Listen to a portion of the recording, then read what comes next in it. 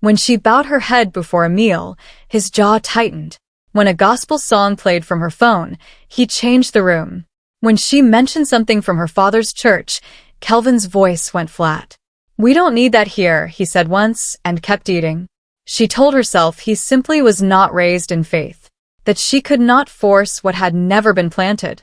But deep inside, she was beginning to understand something she had avoided knowing. She had married a man with no room for the God she was raised to love.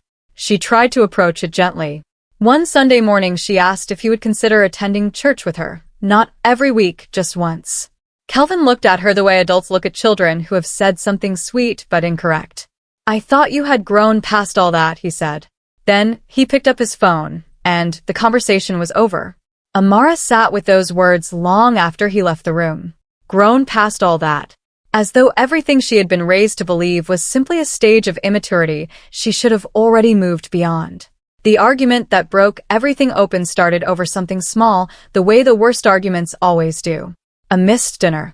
A sharp reply. Words that grew louder than intended. And then Kelvin said something that stopped all of it. Not because he shouted, but because he said it calmly, the way a person states a fact held too long. "I told you from the beginning. I don't want religion in this house." The room went still. Amara looked at him, and in that stillness, she heard something crack, not in the room, but in herself. She did not cry that night. She sat on the edge of the bed after he slept and stared at the floor with dry eyes and a full chest. She tried to remember who she had been before Lagos, before Chioma's question, before Kelvin's voice made her feel chosen. She had been a girl who prayed without being asked, who sang without needing an audience, who knew peace not because everything was perfect, but because something inside her was settled. That girl felt far away now, like someone she had known, then slowly stopped calling until the line went quiet.